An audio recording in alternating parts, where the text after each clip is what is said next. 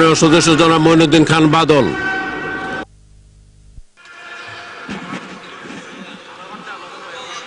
মাননীয় স্পিকার, আপনাকে ধন্যবাদ। তারুণ্যের উন্মাদনা ভালো, কিন্তু অতিরিক্ত উন্মাদনা খারাপ। যারা বক্তব্য রাখে তারা অনেকে ভুলে যান আমরা অনেকে এখানে বেঁচে আছি যারা জিয়াউর রহমানের সাথে একসাথে লড়াই করেছি। মাননীয় স্পিকার, এই সংসদে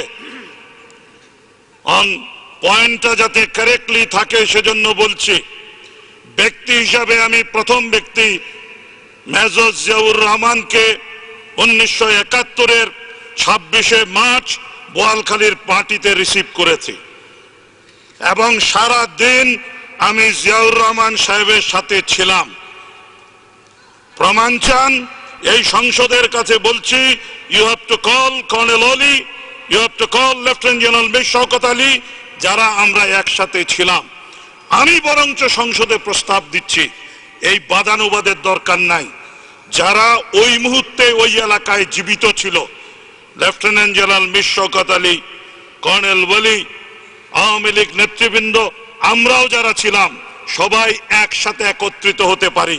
তখনই কিন্তু আলোচনা হবে ড্রামের উপরে দাঁড়িয়ে স্বাধীনতা হয়েছে না ড্রামের নিচে দাঁড়িয়ে স্বাধীনতা হয়েছে।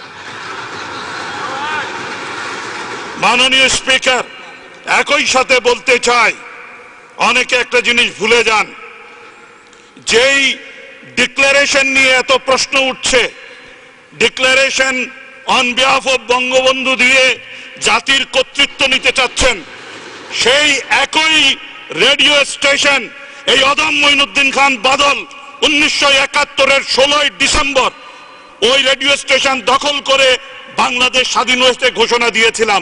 এজন্য আমি জাতির চাচা হয়ে যেতে পারি না। এইখানে অনেকে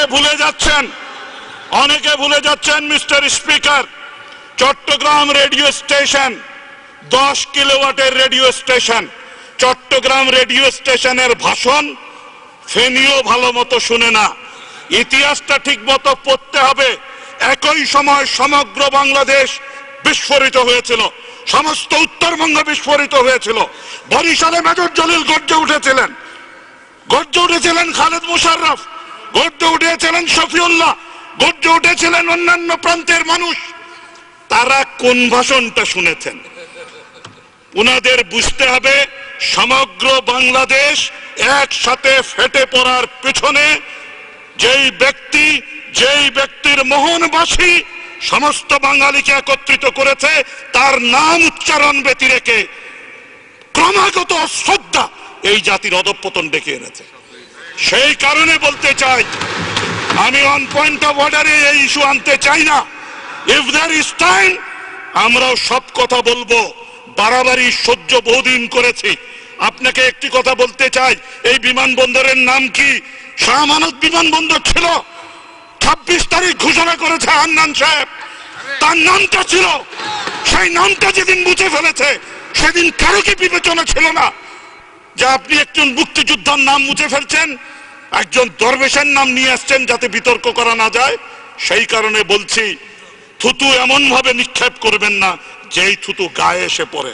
let us cool down our head. আমি সংসদে প্রস্তাব করছি, 26শে মার্চের এই বিষয়টি নিয়ে খোলামেলা আলোচনা হোক।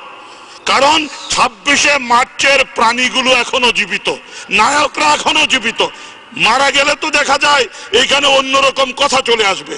সুতরাং সময় ক্ষেপণ না করে মাননীয় স্পিকার আপনার কাছে আবেদন করছি, এই ইতিহাস, সত্য ইতিহাস যাতে এই সংসদ ধারণ করে, সেটা যাতে জাতির সামনে সঠিক ইতিহাস হিসাবে সহস্র বছর জীবিত থাকে, সেই ব্যবস্থা গ্রহণ করা হোক। আপনাকে ধন্যবাদ। মাননীয় সদস্য।